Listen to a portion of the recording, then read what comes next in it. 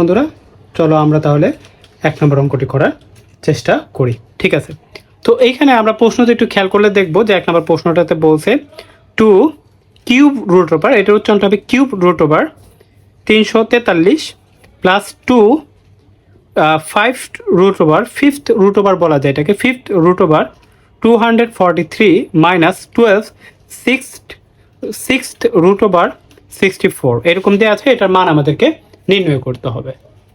তো যেহেতু এটা মান নির্ণয় করতে হবে, তো আমরা কিভাবে করব, প্রথমে 2 এর মতো করেই থাকবে, কিউব রুট ওভারের মতোই থাকবে। 343কে লেখা যায় 7 কিউব। আমরা যদি 7 কিউব লিখি, অর্থাৎ 7 গুণ 7 গুণ 7, দ্যাট মিনস হচ্ছে 7 7 49, 49-এর নামটা 3বার পড়লে 7বার পড়লে সেটা হবে 343। অর্থাৎ আমাদের যে কিউব আছে, রুট ওভার কিউব, এই 3 আকারে এমন একটা সংখ্যা নির্ণয় করতে হবে যে যার কিউবটা মানে যার সূচকটা এটার সাথে মিলে যায়।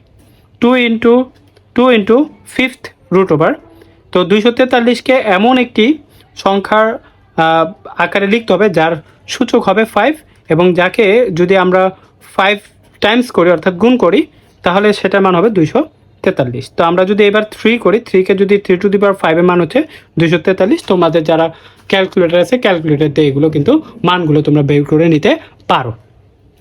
এবার 12 এর মতোই থাকবে। এখানে সিক্সথ রুট ওভার 64, সো 64কে আমরা লিখতে পারি 2 to the power 6। 2 to the পাওয়ার 6 করলে তার মান হবে হচ্ছে 64। তো এইখানে 2 এর মতো থাকবে, যেহেতু রুট ওভার 2 উঠে যাবে, রুট ওভার উঠে যাওয়ার কারণে গুণ আসবে। 7 কিউব তার মতোই থাকবে। এখন এই যে রুট ওভার কিউবটা উঠলো, এটার পরিবর্তে পাওয়ারের সাথে গিয়ে মানে সূচকের সাথে গিয়ে 1/3 গুণ হবে। অর্থাৎ মনে রাখতে হবে রুট ওভার মানে হচ্ছে হাফ, রুট ওভার মানে হচ্ছে হাফ। আমরা রুট ওভার উঠালে তার পরিবর্তে হাফ। এখন তার পেটে যা থাকবে, রুট ওভারের পেটে যা থাকবে সেটা হচ্ছে 1/, সেটা বলতে 3 আছে 3, হ্যাঁ। তারপর যদি 5 থাকে তাহলে 1/5। রুট ওভার যেরকম রুট ওভার ফিফথ যদি থাকে, রুট ওভার ফিফথ মানে 1/5। Root over six root over থাকলে 1/6, এরকমভাবে আমরা লিখতে পারি।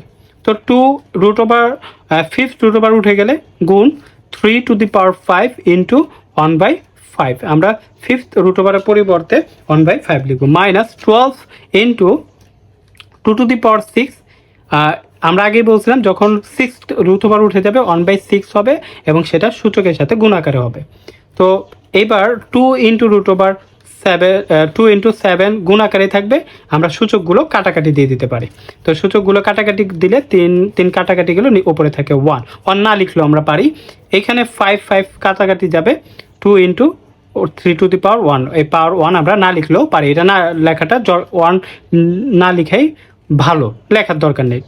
12 জায়গায় থাকবে গুণ 6 কাটাকাটি যাবে, থাকবে হচ্ছে 1 এর পাওয়ার 1, 2 থাকবে, 2 এর পাওয়ার হচ্ছে 1, সেটা আমরা লিখলাম না। এখন আমরা গুণের কাজগুলো করব।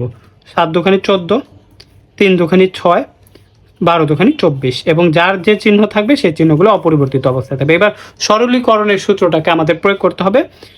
14 আর 6 যোগ করলে 22 মাইনাস 24 মতোই থাকবে।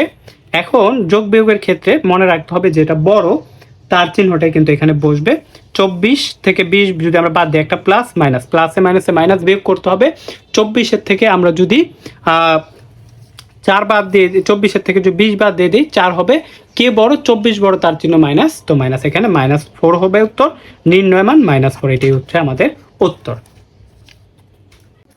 প্রিয় শিক্ষার্থীরা, আমরা 1-এর 2 নম্বর প্রশ্ন উত্তরটি করার চেষ্টা করব। প্রশ্নটি অলরেডি দেওয়া আছে, y ইন্টু মানে y to the power a plus b ভাগ y to the power 2c into y to the power b plus c ভাগ y to the power 2a into y to the power c plus a ভাগ y to the power 2b। এটাকে আমাদের মান নির্ণয় করতে হবে।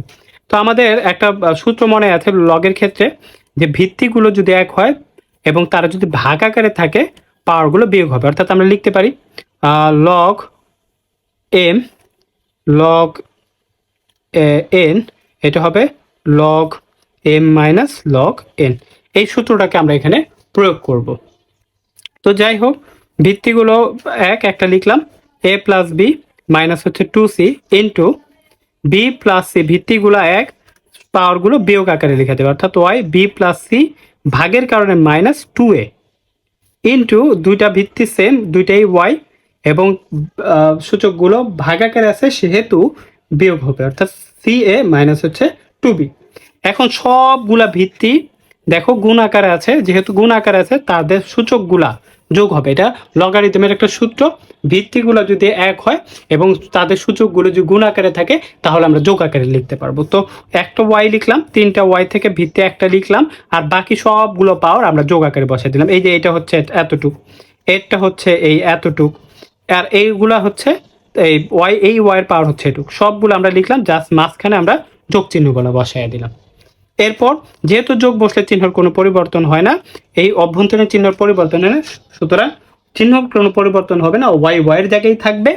হ্যাঁ, আমরা এইখানে একটু খেয়াল করে দেখো, একটা এ যোগ করলে দুইটা এ, একটা বি, এই একটা বি যোগ করলে হবে দুইটা বি, দুইটাই একই চিহ্নের দুইটা বি, এই একটা সি এবং এই একটা সি যোগ করলে দুইটা সি হয়। আমরা লিখলাম -2a সাজিয়ে লিখলাম -2b অ্যান্ড -2c, এটাকে এইভাবে সাজিয়ে লেখা যায়।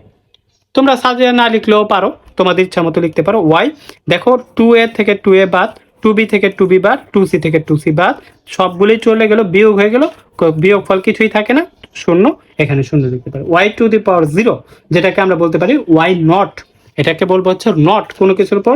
আমরা জানি যদি নট থাকে, যেরকম a to the power not তার মান 1, x to the power not 1, 0 to the power not তার মান 1 হবে, 100 টু দি পাওয়ার নট তার মানও কিন্তু 1 হবে, মানুষ তার পাওয়ার যদি নট হয় তার মানও কিন্তু 1 হবে, নির্ণয় মান হচ্ছে 1। প্রিয় শিক্ষার্থী বন্ধুরা, আশা করি তোমরা অঙ্কটি বুঝতে পেরেছো। যদি না বুঝো আমাকে কমেন্ট সেকশনে জানাবে। ধন্যবাদ এই পর্যন্ত।